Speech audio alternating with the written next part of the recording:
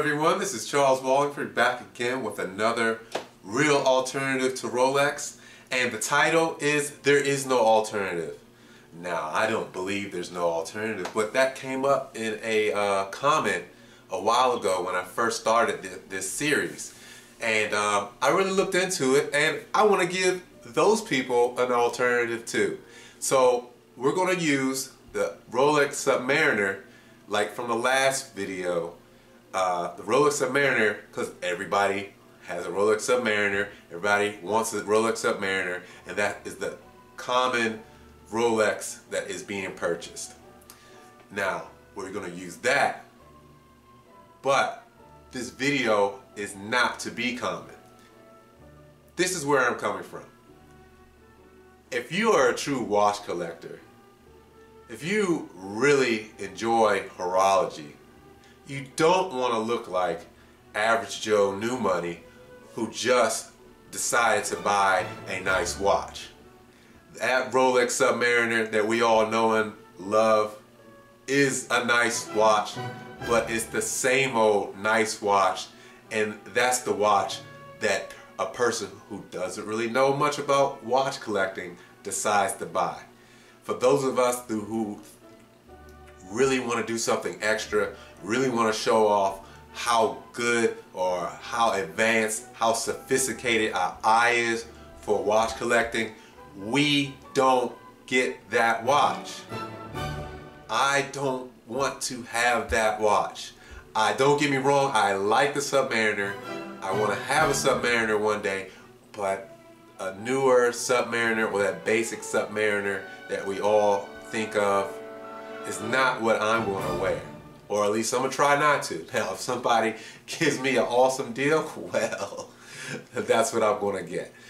But here, I'm going to give you 3 alternatives to a good Rolex Submariner that will say, hey, I have a good watch to those laymen who don't know anything about watch collecting, and it's going to say, I have a good watch to those serious watch collectors.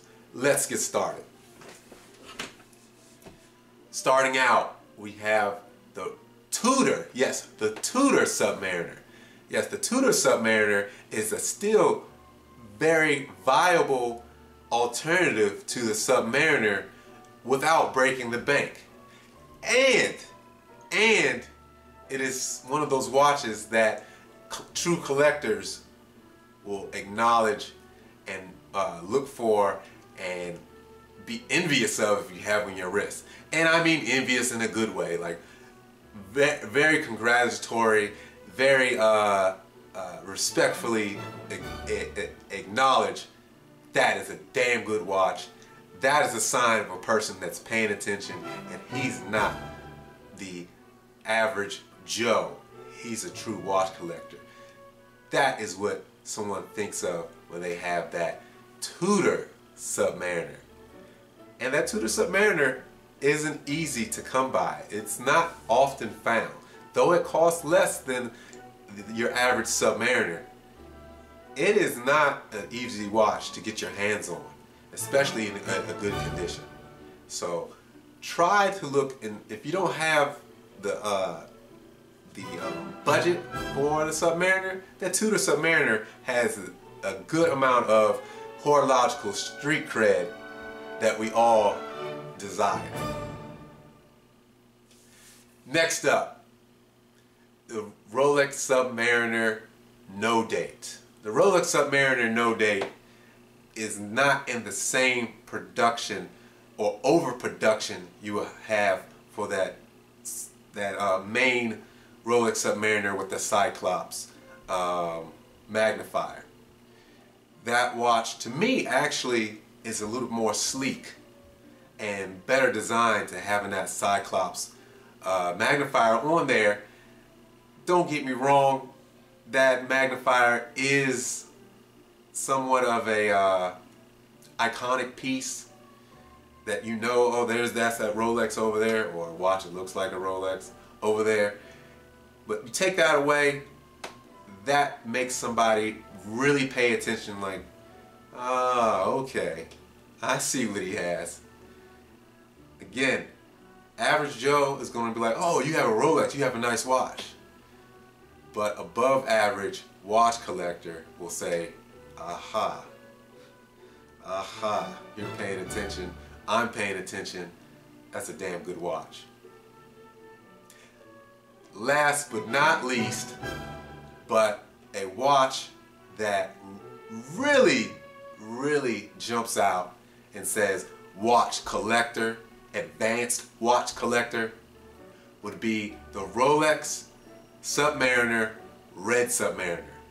Yes, the Red Submariner. You have to know what you're looking for. It's not, it doesn't jump right out at you. You have to see that line, that red line, because it's sometimes called the red line Submariner.